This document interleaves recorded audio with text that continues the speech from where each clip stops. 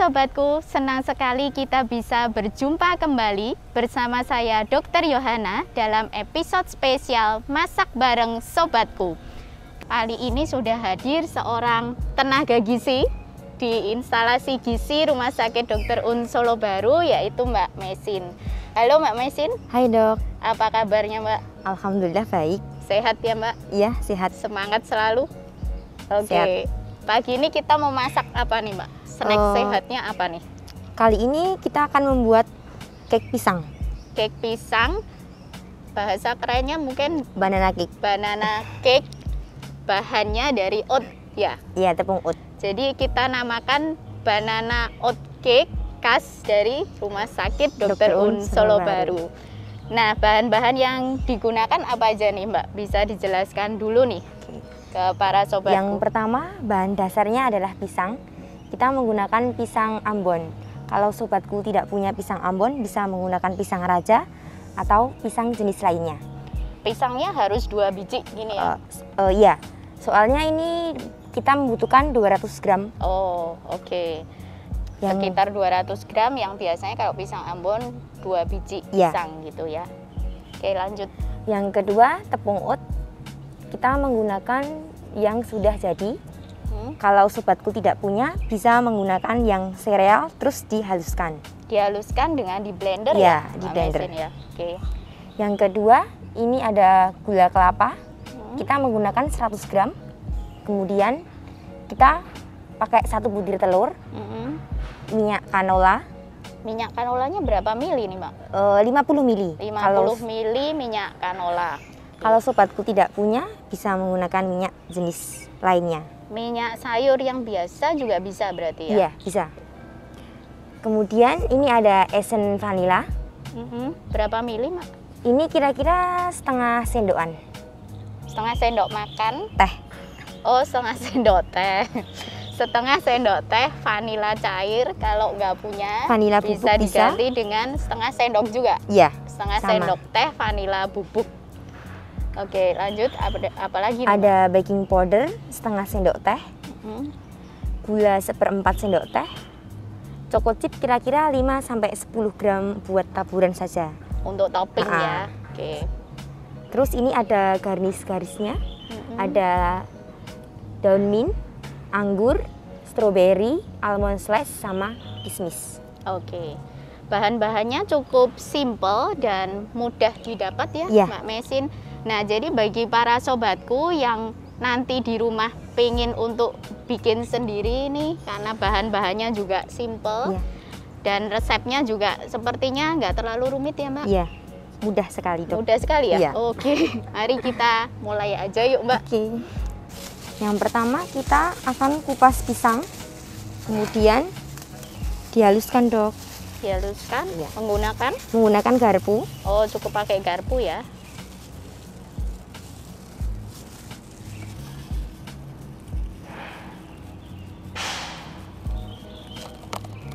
Pisangnya dihaluskan kira-kira sampai seperti ini. Ini sampai benar-benar lembek ya, Mbak Mesin ya. Oke. Kita masukkan gula palem 100 gram.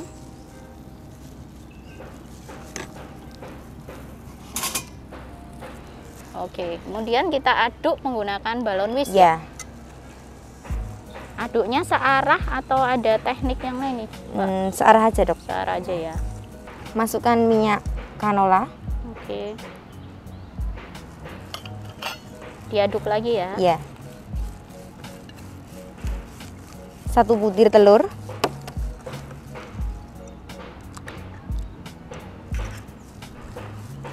Setengah sendok teh esen vanila. Oke, setelah tercampur semua, masukkan tepung oatnya. Oh, langsung semua ya Mbak? Iya. Konsistensinya lebih mudah larut dibanding tepung terigu berarti Mbak Mesin? Lebih cepat. Oh, lebih cepat larut ya. Ini praktis sekali ya Mbak? Nggak perlu pakai blender ya? Tidak perlu dok, cuman pakai garpu sama balon whisk saja. Iya. Sambil menunggu dokter Yohana mengaduk bahan-bahannya, kita udah siapkan loyang ukuran 19 x 3 x 5. yang sudah diolesi dengan margarin tipis. Kalau sobatku tidak punya loyang yang ukuran segini, bisa menggunakan loyang seadanya yang di rumah. Udah ya. Kita masukkan ke dalam loyangnya. Kemudian masukkan adonan ke dalam loyang. Kemudian kita hentak-hentakkan biar udara di dalam adonan keluar. Oh. Menghentakkannya kira-kira berapa kali? 2-3 kali boleh. Cukup 2-3 kali aja sobatku untuk membuat rotinya tidak berongga di dalamnya ya. Setelah itu kita apakan nih Mbak? Di sini kita akan menghias adonannya dengan topping choco chip. Ini kalau nggak ada choco chip sebenarnya bisa dimodifikasi menggunakan topping yang lain ya Mbak Mesin ya. Atau untuk anak-anak mungkin pakai mesis juga dikit aja kali ya, bisa ya? Bisa. Atau pakai pisang slice juga bisa. Oh, jadi pisangnya diiris tipis-tipis, kemudian ditaruh di atasnya ya? Iya. Setelah kita memberikan topping kepada adonannya, kita akan mengoven adonan ke dalam oven. Sebelumnya ovennya dipanasin dulu atau gimana Mbak? Ovennya dipanasin kira-kira 15 menitan 15 menit. Dengan suhu 180 derajat. Jadi ovennya dipanaskan dulu sobatku di suhu 180 derajat selama 10-15 menit ya Mbak Mesin. Oke. Sobatku, kenapa kali ini kita menggunakan tepung oat? Karena tepung oat ini memiliki beberapa keunggulan bila dibandingkan dengan tepung terigu. Yang pertama, tepung oat ini sangat kaya akan serat dan rendah kalori, sehingga sangat cocok dikonsumsi oleh sobatku yang sedang dalam program penurunan berat badan ataupun yang sedang mempertahankan sehingga berat badannya tetap ideal. Karena tepung oat ini akan membuat kita kenyang lebih lama. Yang kedua, tepung oat ini kaya akan magnesium, di mana magnesium ini adalah salah satu mineral yang berguna untuk memproduksi energi dan memaksimalkan kerja enzim di dalam tubuh kita. Yang ketiga, tepung oat ini juga berguna untuk membantu mengontrol kadar gula darah karena mengandung beta-glukan yang bisa membuat gula yang kita konsumsi lebih minimal untuk diserap, sehingga tepung oat ini juga sangat cocok dan aman dikonsumsi oleh sobatku yang menderita penyakit diabetes mellitus atau kencing manis. Yang kali ini kita ngovennya butuh berapa menit nih Mbak? Kira-kira 40 menit. 40 menit dengan suhu sama kayak tadi 180 derajat. Ini apinya atas bawah ya? Iya, atas bawah. Jadi adonannya di oven selama 40 menit di suhu 180 derajat dengan api atas bawah ya Mbak Mesin. Nah, sambil kita menunggu untuk banana oat cake-nya matang ya Mbak Mesin selama 40 menit, kita akan lanjut membuat snack yang kedua. Nah, kali ini kita akan membuat snack yang khas Jawa Tengah ya Mbak Mesin, yaitu bubur sumsum tetapi versi yang lebih sehat karena kita menggunakan apa Mbak sebagai bahan dasarnya? Tepung mokaf. Kita menggunakan tepung mokaf, di mana biasanya bubur sumsum ini menggunakan tepung beras sebagai bahan dasar. Nah, kali ini kita modifikasi ya Mbak Mesin menggunakan tepung mokaf supaya nilai kalori yang terkandung di dalamnya menjadi lebih rendah ya Mbak dibanding dengan menggunakan tepung beras. Tepung mokaf ini singkatan dari Modified Cassava Flour atau tepung singkong yang dimodifikasi dengan cara fermentasi. Tepung mokaf ini juga memiliki beberapa keunggulan jika dibandingkan dengan tepung-tepung yang lain. Salah satunya adalah tepung ini memiliki kandungan serat yang paling tinggi bila dibandingkan dengan jenis tepung yang lainnya. Keunggulan lainnya adalah meskipun seratnya tinggi, tepung ini sangat mudah dicerna sehingga sangat nyaman di saluran pencernaan kita. Tepung ini juga kaya akan kalsium, di mana kalsium ini sangat berguna untuk mempertahankan kekuatan tulang dan gigi kita. Tepung ini bebas gluten dan memiliki indeks glikemik atau kandungan gula yang rendah, sehingga cocok juga dikonsumsi oleh sobatku yang kebetulan menderita penyakit diabetes mellitus atau kencing manis. Nah, bahan-bahannya yang kita gunakan apa aja nih, Mbak Mesin? Yang pertama, di sini ada bahan dasarnya dulu. Kita menggunakan tepung mokaf. Tepung mokafnya berapa gram? Ini 100 gram. 100 gram tepung mokaf. Iya. Kemudian kita menggunakan 2 sendok makan tepung beras. Garam. Garamnya berapa Garamnya sendok? 3/4 sendok teh. 3/4 sendok teh. Ada 130 santan kental. 2 lembar daun pandan. Oke. Ini ada bola-bola ubi untuk topping di atasnya. Ada 800 ml air. Bahan-bahannya yang kali ini juga ini jauh lebih simple juga ya, Mbak Iya. Mesin, dan sangat mudah didapat nih bagi para sobatku. Jadi nanti kalau ada sobatku yang ingin mencoba untuk recook di rumah masing-masing, nah nanti bisa dengan mudah mendapatkan bahan-bahan ini ya, Mbak. Iya. Untuk topping bola ubi sebenarnya ini tidak wajib ya, Mbak Mesin. Jadi nanti sobatku bisa kalau pengen menambahkan topping juga sebenarnya bisa dimodifikasi juga dengan selain bola-bola Iya. ubi gitu ya. Nah, kita mau mulai masak nih, Mbak Mesin. Mungkin yang pertama apa nih yang harus dilakukan? Yang pertama, kita siapkan panci dulu. Oke.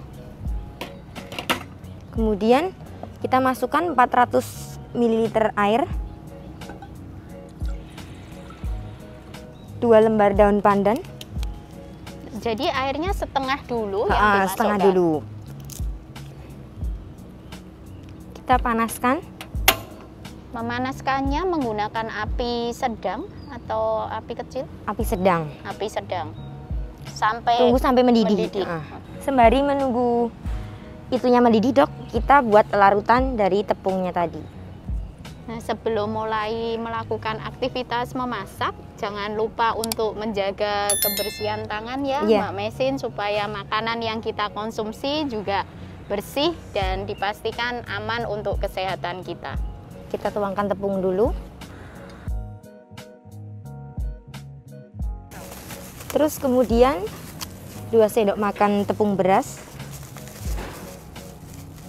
Kita larutkan dengan 400 ml air.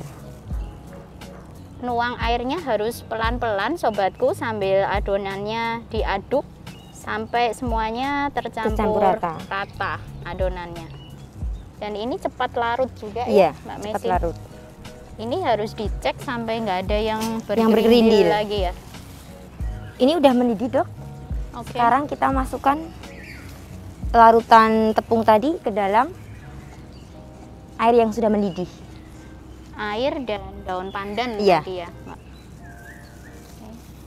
Ini sudah tercampur rata. Kita masukkan larutan tepung ke dalam air dan daun pandan sambil diaduk agar adonan tidak bergerindil. Ini ngaduknya sampai apa nih, Mbak? Ini sampai tercampur rata. Aduknya searah ya? Iya. Kita kecilkan api. Adonannya agar tidak gosong kita aduk. Harus sering-sering diaduk, Dok, karena biar bawahnya tidak gosong. Oh. Setelah adonan meletup-meletup, kita diamkan selama 5-10 menit agar adonan tanak. Bisa tahan berapa jam sih, Mbak, untuk bubur sumsum gini? Mungkin 1 hari bisa, Dok. Oh, 1 hari bisa. 1 hari bisa. Di luar kulkas ya? Iya, di suhu ruangan. Jadi kalau adonannya ini memang sudah betul tanak, bisa tahan Iya. untuk dikonsumsi sampai 24 jam di suhu ruangan. Sambil menunggu Jenangnya. bubur sumsumnya matang, kita lihat banana cake tadi apakah sudah matang. Setelah kita menunggu 5-10 menit, kita tambahkan santan dan garam. Ini sambil diaduk? Iya, kan ini, sambil Mbak? diaduk boleh. Sambil diaduk.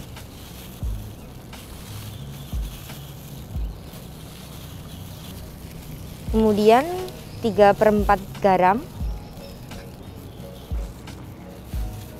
Ini baunya wangi sekali ya, Mbak? Iya. Setelah 5-10 menitan, kira-kira udah matang, Dok. Jadi tetap diaduk terus Ha-ha. sampai 5-10 menit kemudian. Iya. biar santannya tercampur dengan rata. Setelah 40 menit banana oatcake-nya udah jadi, kita keluarkan dari oven. Wah, cantik sekali. Sembari menunggu cake-nya dingin, kita akan plating bubur sumsumnya. Kita tuangkan bubur sumsumnya ke dalam piring. Bubur sumsum ini makanan yang sangat banyak digemari oleh semua usia ya Mbak Mesin, dari anak kecil bahkan sampai dengan sobatku yang sudah senior, karena memang teksturnya yang sangat lembut ya Mbak, sehingga mudah untuk dimakan. Di samping teksturnya yang lembut juga rasanya yang gurih, berpadu dengan legitnya gula merah ya Mbak, karena nanti kita tuang dengan gula merah ya. Iya. Dan juga wanginya daun pandan. Kemudian kita kasih bola-bola ubi di atasnya sebagai hiasan.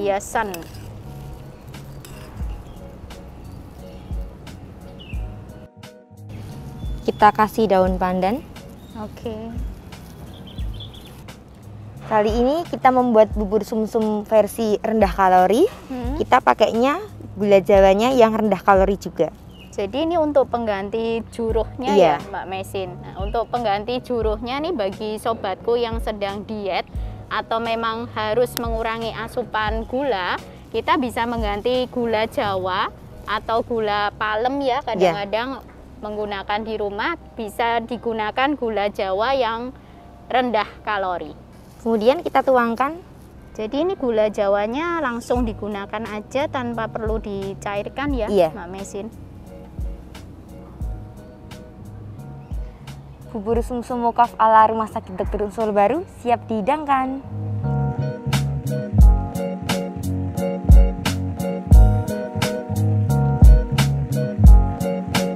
Setelah dingin, kita akan mengeluarkan rotinya dari loyang.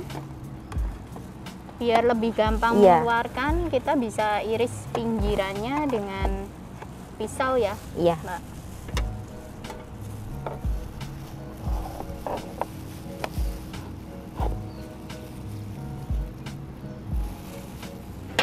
Kemudian kita potong.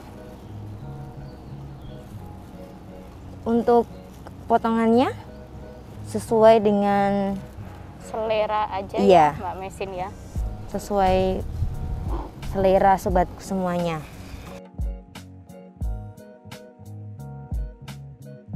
Banana oatcake ala Rumah Sakit Dr. Un Solo Baru siap dihidangkan.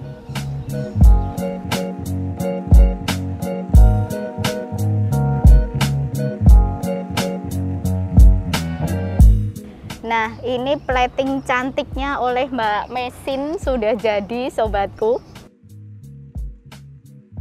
Nah, bagi sobatku yang nanti ingin melakukan recook, untuk resep detailnya akan kami sertakan di description box, nanti bisa dibaca langsung di bawah ini.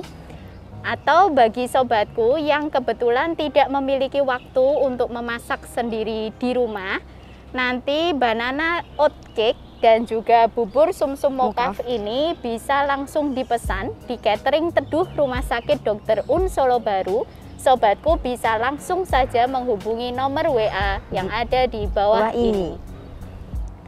Sobatku, jangan lupa untuk subscribe channel YouTube Rumah Sakit Dr. Un Solo Baru serta follow akun Instagram @rsdrUnSoloBaru untuk mendapatkan update informasi kesehatan serta layanan yang terkini dari kami. Bagi sobatku yang ingin mengusulkan masakan apa yang ingin kita angkat di sini ya Mbak Mesin, nanti bisa langsung aja tuliskan di kolom komentar di bawah ini. Sampai jumpa di episode Masak Bareng Sobatku berikutnya. Salam sehat selalu dan salam teduh untuk sembuh.